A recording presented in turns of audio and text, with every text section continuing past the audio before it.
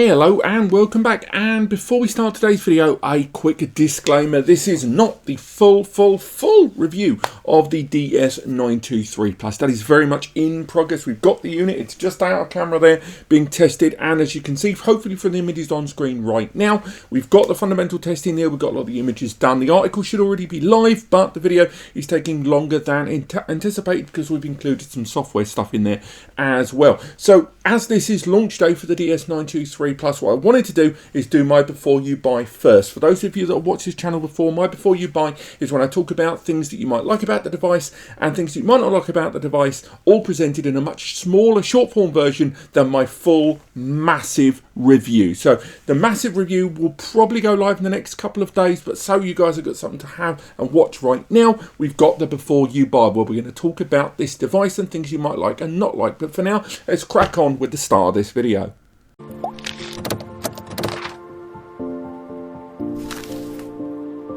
That is right, the full review on this device that's going to be about 30 or 40 minutes long. I know, madness. Long!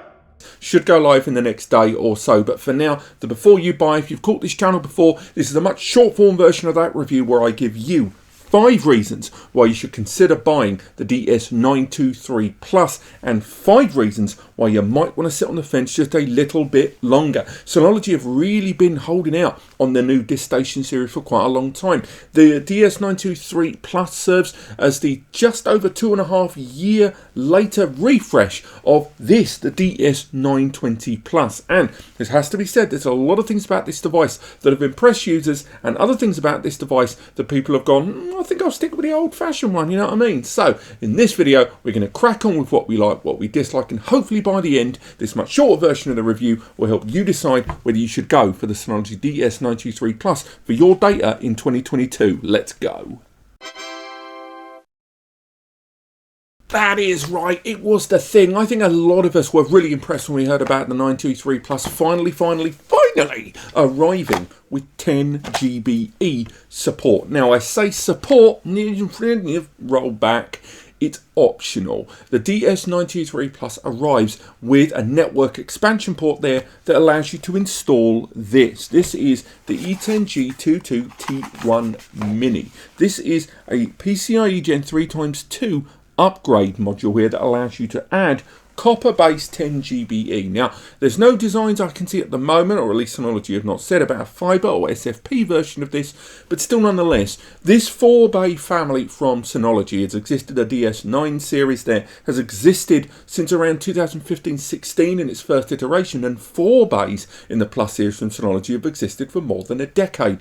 These solutions are ones with good prosumer kind of CPUs inside, although not enterprise grade, and at the same time can get a significant amount of throughput. But till now, there's always been something of a bottleneck with network connections. But with 10 GBE now possible for around 120 to 130 quid as an add-on for this device, that significantly opens up the network bandwidth and therefore the overall performance that a 923 can give you down the line. I think a lot of users, I would even go as far as to say a decent chunk, 20-30% of people that are going to buy the DS923 Plus are almost certainly going to get that 10G upgrade on day one, because this 4-bay with just 4 drives inside can already more than halfway saturate a 10 GBE connection with even domestic class drives. And once you start introducing enterprise level drives like I've done previously with the likes of the DS1522 Plus, with just 4 of those WD Pro, we went for the 22 TBs.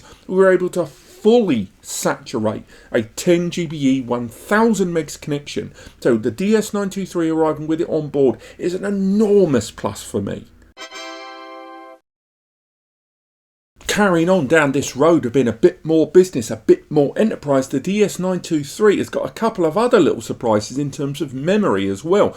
With the system arriving with by default 4 gig of memory, things can really be scaled up very well. First and foremost, the max memory supported by this device, it's 32 gig, which is massive when you think back to every other release in this product family series within that expandable 4-bay bracket. The maximum memory has always been between 6 and 8 gig, which is good with the system arriving with 4 and you can scale up to 8, but still nonetheless, 8 in the grand scheme of things, particularly if you're going to look at VMs, particularly if you're going to look at containers and deployment, and particularly multi-user, multi-application access at any simultaneous time, 4 to 8 gig has always felt like a little bit of a slightly low glass ceiling, and 32 gig over 2 slots is fantastic, especially when you learn that the memory inside the DS923 Plus is not soldered. In the 920 that came before it, that initial 4 gig of memory was soldered to the board and you could only upgrade via the 1 slot, which wasn't the end of the world given it was only an 8 gig memory upgrade maximum.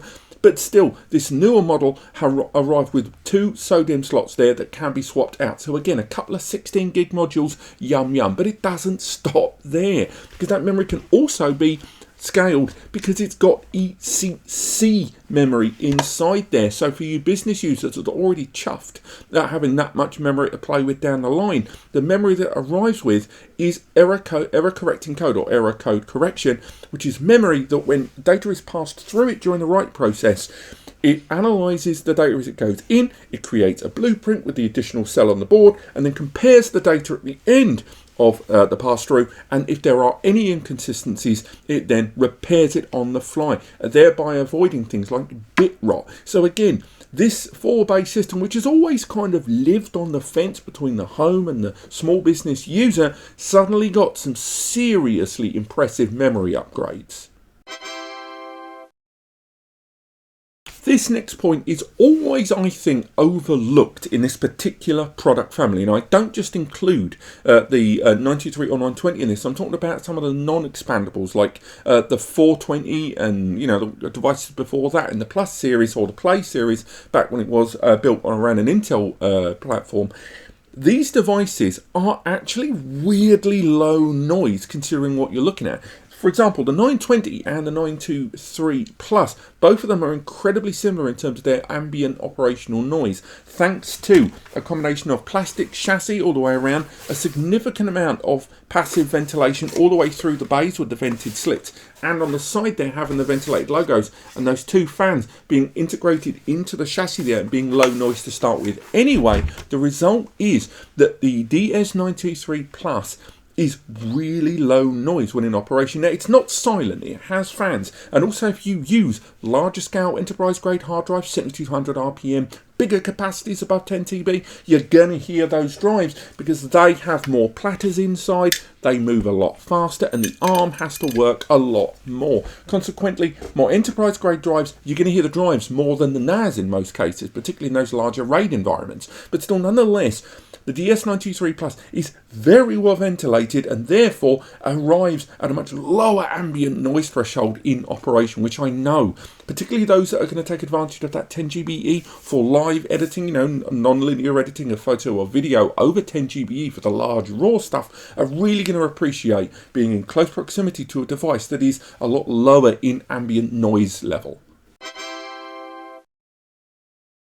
Come on, this was always going to be a big one. DSM. There's so many things to talk about DSM on this device that I'm going to try to bullet point it down as much as I can. First and foremost, the DS923 Plus allows you to access everything that the Disk Station Manager has on the table for you. At the time of recording, DSM 7.1, but with 7.2 very much just around the corner, there isn't a single feature or application or service in that device that is not available on this system. Indeed, it even has some little extras that are not available on some of the bigger, bolder devices, one of which, of course, Synology Hybrid RAID, their fluid RAID system that allows you to mix and match drives, so you can add drives a lot more gradually to your RAID configuration that are bigger and better over time. On top of that, with DSM, because of its most recent iteration and release and this new hardware arriving on the scene, you can have the furthest support down the line of software support from Synology for a greater length of time. So even though the hardware warranty on this device is 3 years,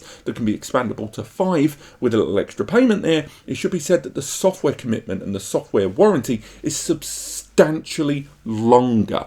And that support you'll get by getting the newer generation device with the newer generation hardware is what gives you the longer support of DSM, longer support of their great surveillance application, Surveillance Station, longer support of Active Backup Suite and the Collaboration Suite, and all of those new innovations that are arriving for Synology Drive in DSM 7.2 and the newer iterations of Drive for both Windows and Mac users. Again, DSM is already, arguably for most, worth the price of admission when you go for a NAS like the DS923 Plus, but it's the idea that in the 923 you have got the most up-to-date system and therefore getting the most extended support from the brand overall for DSM, which really, for a lot of users that are going to be basing their businesses around these devices and Synology's ecosystem for years but likely decades to come, is really going to be a plus. Now, this last point is a little ambiguous, full disclaimer. It's going to start with my feet on solid ground and then it's going to get a little bit shaky, but bear with me. Now, the DS923 is another most recent release from Synology to feature these M.2 NVMe slots there on the base. These allow you to install a PCIe based NVMe SSDs in M.2 and these drives inside there are significantly faster than the SATA storage bays there on the front, will allow you to install these super fast SSDs currently to be utilized as caching within the system. That is for read-write caching, where when data is being uploaded to the NAS, that data is written to the SSD and then moved over to the slower drives, and therefore speeding up write actions to the system as far as the end user is concerned, and then read caching when more frequently accessed, arguably micro data, is copied over to the NVMe base. So when that data is required and accessed by multiple frequent users, it accesses it from the faster SSDs than the slower, archival, more affordable but still larger capacity hard drives. Now, where my feet get slightly on a quicksand there is looking at the hardware architecture. Because one thing we've noticed from Synology's portfolio is all of the newer generation devices are arriving on the Gen 3 platform. Indeed, most of the last few years of releases from Synology that have got into NVMe's in the last year and a half, 2 years, have all been on Gen 3, and so have their drives that they've released there, which have just recently seen an update in the 35 and 3400 SMB series. Now, I can definitely see a world in which Synology is going to turn those NVMe bays into raw storage pool usage. Now, hear me out. There is zero official confirmation on this right now. Absolutely zero. But there are breadcrumbs online. There is a few sites that have idly thrown it around, and arguably, when you look at Synology and how they're utilising their platform, they're seeing more flash releases, certainly more devices arriving on the scene from them that are able to take advantage of SSD storage much quicker, and particularly with increased kind of utilisation in fabric storage and M.2 NVMe storage, I can definitely see Synology embracing that. Hopefully in the next year, who knows? And again, that's where we're on the quicksand there. But the reason I bring it all up is if that happens, and I think it will, Synology's new DS923 is a Gen 3 times 4, I understand, but I'm going to double check that when we take the device apart for our stripped down NVMe device. The older generation devices are built on Gen 2. So even the DS920, which has M.2 NVMe slots on the base, even if you were to enable that feature for those to be accessible and usable as raw storage down the line, giant TBC, that would only be Gen 2. Now, when it comes to NVMe's, based NVMe SSDs, they are based on standard PCIe Gen architecture. So Gen 1 gives you 1000 megabytes per second, Gen 2 gives you 500, and as you go down it works that way. The times number, the times 1, times 2, times 4, whatever next to it is, you know, as math would suggest, good old Pythagoras, it calculates those numbers higher. So Gen 3 times 1 is 1000 megs, Gen 3 times 2 is 2000 megs, Gen 3 times 4 is 4000 megs. So that will enable much faster bandwidth and access to storage on those drives. Whereas in the older generation of devices, those are Gen 2, you're going to be capping out on the performance of those drives up to 2000 megs if it was Gen 2 times 4, for example, which when it comes to NVMe's is as big as you can get in terms of that times number on the end. So again, It's by no means confirmed that Synology will go down this route to enable those as raw storage pools, but it has to be said that one of the reasons they kept their kept NVMe SSD storage pools at arm's length all this time and utilise it only for caching, I would argue is because a lot of those systems up until the last 2 years or so have all been Gen 2 for those slots, and it's only since the release of the 21 series that had that original Ryzen V1500B that we've started to see more and more application towards Gen 3 M.2 NVMe Bays, and therefore now would be a good time to use those for raw storage, because otherwise they would have been bottlenecked. So again, I'm not going to say you've heard it here first, but I'm pretty sure looking at the way Synology are moving that M.2 NVMe's as raw storage pools could very much be a thing in the future. Maybe DSM 8, maybe DSM 7.3, who knows? But those are 5 good reasons, in my opinion, that you should consider the DS93 Plus, not just for business, but also for the home as well. But it's not always great. There are going to be things about this device that isn't going to win everyone over. And now we're going to discuss the 5 reasons why the DS93 Plus might not be the NAS for you.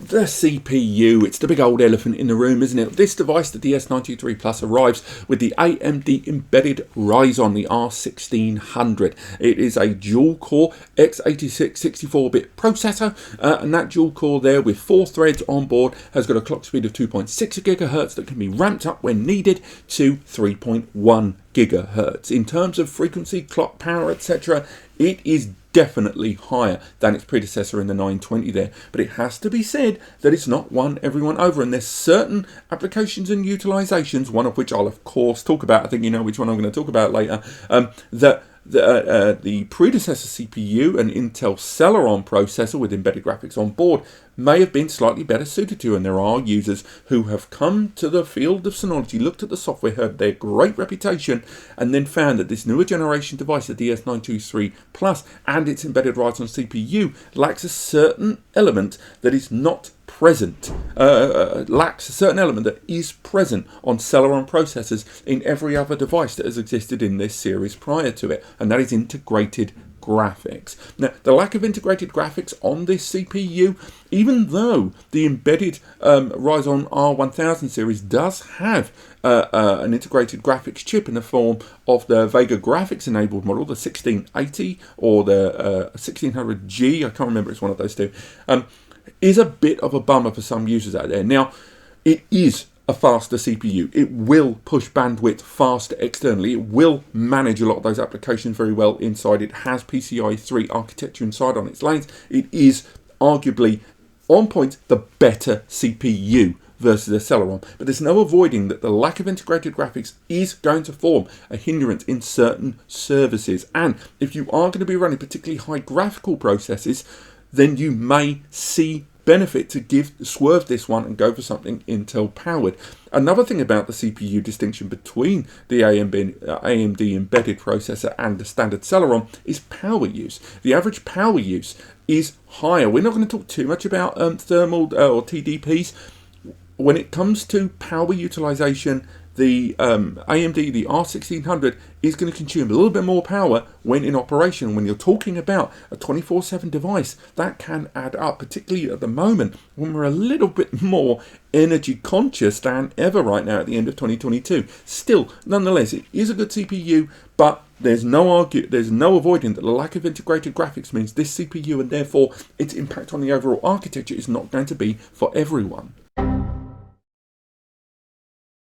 Another thing we've got to talk about, it is that the base model of the DS923, when you buy it straight off the bat, and I kind of alluded to this earlier, it's 1 gigabit Ethernet by default. Now, 1 GBE was already annoying me when it arrived on the DS920 back in the middle of 2020.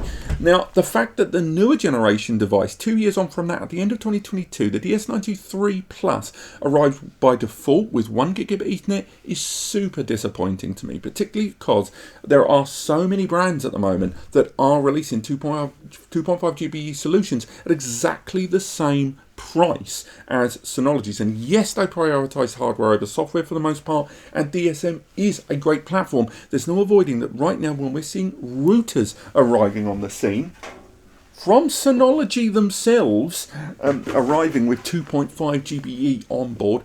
And we're seeing 2.5 gigabit Ethernet switches arriving on the scene more affordably. And we're seeing more and more client, laptop and PC devices with a 2.5 GBE port by default at the same price as one. It's really disheartening that Synology's DS923 arrives with a 1 GBE port as standard off the bat. And I know there are people watching this that are going to go, one, you can upgrade to 10 GBE, what you're bothering about, and two, I don't even use 2.5 GBE in my setup right now anyway, what's the beef?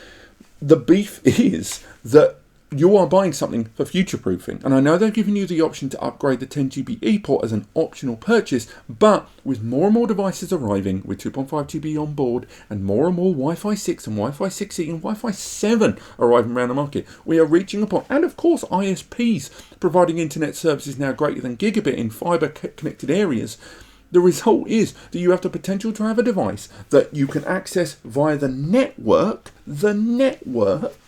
at 1 GBE, but you've got many ways to access a wireless connection or an internet connected cloud service for greater than that. You have the potential to be bottlenecked by a device in your internal network, which is insane. And you're right, you can upgrade this to 10 GBE, but not everyone wants to go that high because they may not have 10 GB appliances on the rest of their devices. And upgrading client devices to 10 GBE, with the exception of PCIe card-based devices, is a lot harder. If you've got a laptop, you can't upgrade that to 10 GBE without a 10 GBE Thunderbolt adapter, which is already 200 to 300 nicker, you're down anyway.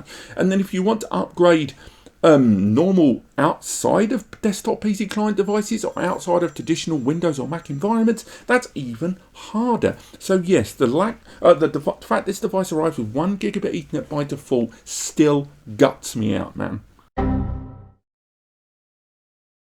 Another thing that I really thought and hoped we'd see an upgrade on over its predecessor is the USB ports on this device. Now, to give you a little bit of background, DSM, when it was released in DSM 7 and now DSM 7.1 and 7.2 around the corner, USB support on these devices has been noticeably slimmed down. The majority of Wi-Fi dongles no longer work. Bluetooth dongles are out the question. DVT stuff is out the way. You can't just, bang on Wi-Fi 6 connectivity with a USB dongle there. The USB support on the Synology platform from DSM 7 onwards has been reduced noticeably. If you go to the compatibility lists, you'll see exactly what I mean. But it's more than that bothers me. It's the idea that the two ports that are on the DS923, much like its predecessor, are USB 3.2 Gen 1. That's the new way of describing USB 3, which is 5 gigabits per second, or around 500 megs, or 559, or whatever it is.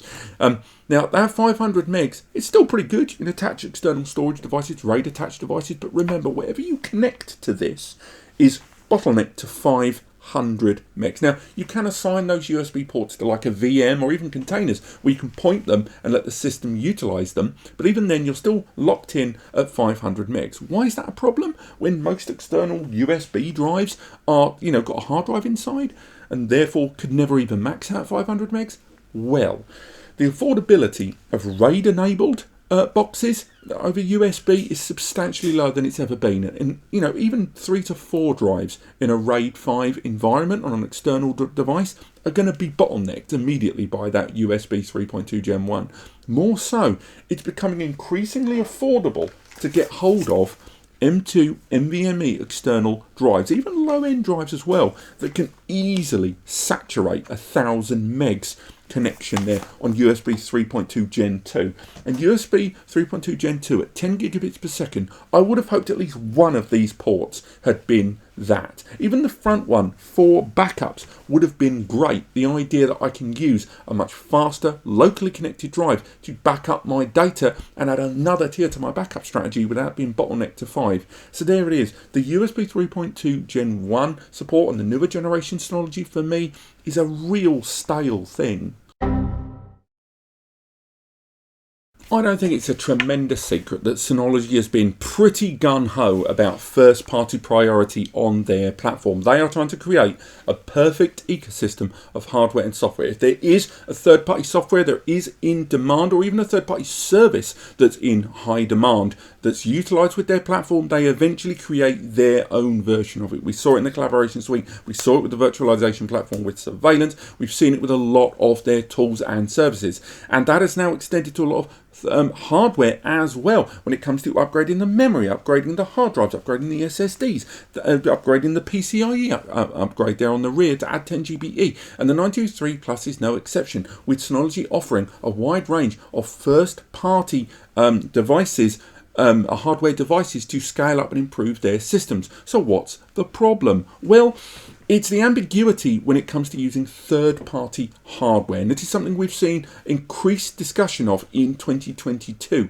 and that is when you don't want to use Synology hard drives and you want to use larger capacity hard drives than Synology's, which cap out at the moment at 18 TB when there are 22 TBs on the market from WD and Seagate. When you want to use your own SSDs from, again, WD, Seagate, Samsung, whatever, or SanDisk 2, and you want to use those drives which are faster than Synology's own NVMe SSDs, or that as much as you like Synology Memory being ECC, it is quite expensive, and what you want to do is go for Crucial, go for Kingston, go for Sabrent, all of which offer ECC alternatives. I think Sabrent's isn't arriving until next year.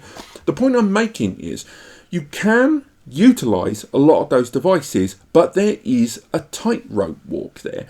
If you use devices, hardware devices that are not on the official compatibility list from Synology, which isn't uncommon, that's a fairly strict rule across most tech industries, then you are utilizing the device outside of the remit and the deployment that Synology guarantee and are able to support. And if something goes wrong and it can be traced to one of the components you used, they will not be able to support you. Now, why is that a tightrope walk when it sounds so crystal clear?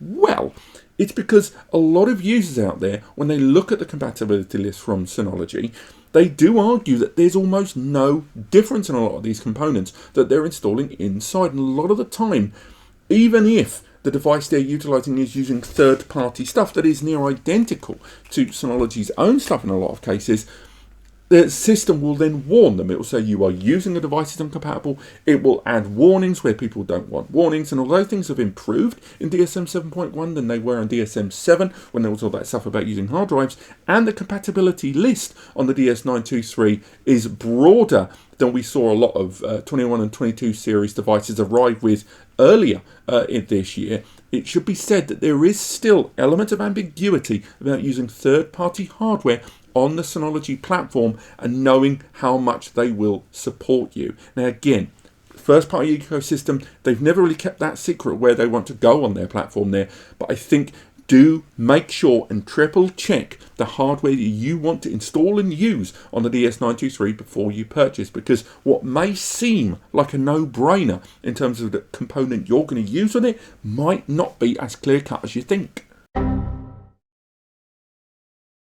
And finally, I've left this one to the end, even though I alluded to it right there at the first point of the 5 reasons against Plex Media Server. What is that? Well, if you don't know about it, that's really strange if you're watching this video, because I'm willing to bet most of you know what it is. It is that great third-party application that allows you to convert your existing multimedia collections, your movies, your box sets, your music, your whatever, and convert it into a slick, glossy, trailer-covered, thumbnail-adorned, actor and cast listed trailer information displayed version of your very own Netflix or Amazon Prime or Hulu or whatever. It allows you to convert your NAS into the perfect media server. Indeed, Synology have their own alternative, shocking, told you, first party interest there and first party ecosystem in Video Station. But a lot of users that have been using Plex Media Server for a long time will be looking at the likes of the DS923 as their perfect media server NAS, so they can move it away from an old Mac Mini that I got knocking around with USB sticks, moving away from an old dusty PC that makes a lot of noise in the background that's really power inefficient. They're going for a Synology NAS as a Plex Media Server NAS. And in the case of the DS923, it can mostly do everything, but with one incredibly important exception. If you want to play native 4K, you want to play native 1080p, you're great. If you want to play these files without any kind of mucking around with the files and changing them and zipping around, that's perfectly fine. If you want to play these files on devices that have got a decent amount of hardware on board, you know, that can manage any kind of change in the file you want to go for, you're laughing, you're sorted. Where the line is to do with HEVC or H.265 multimedia. HEVC, or highly efficient video compression, is a technique that's utilized to turn enormous movies you see in the cinema into a portable package you can watch at home. Video compression has existed for a long time, and prior to HEVC, most of the compression techniques were either open source or very easy to have enabled on all devices. But HEVC doesn't have that. HEVC, as its patent is owned by many different companies, it's a lot harder to integrate, and therefore companies are expected to get end users to either pay for licenses or supply licenses within that hardware. The result is that devices like Amazon Fire Sticks, including PS4 and PS5 as well, by the way, these are devices that do not have an HEVC playback license. And they require the file that you're playing, if it is HEVC, to be converted or encoded or transcoded. There's many different terms for it, but that's ultimately what it's forced to do. And the CPU inside this device, because of those lack of integrated graphics, it means it doesn't have the precision tools on board to do that. It can do it, but it will use raw solid power in order to do it, rather than a graphically enabled and focused tool that is designed for purpose. The result was, whenever we've done testing of Plex on a CPU that doesn't have embedded graphics, when it comes to those conversions, your hand is forced to make the CPU work insanely hard, and a lot of the time the results still are that the playback of the file is by no means fluid. So Plex Media Server performance on this in most cases is fine if you are playing on client devices that have got support of an HEVC license or can have them enabled, like Xbox, or you're using a playback device that has the hardware on board and allows it to use the onboard resources to get the job done. So an example would be NVIDIA Shield.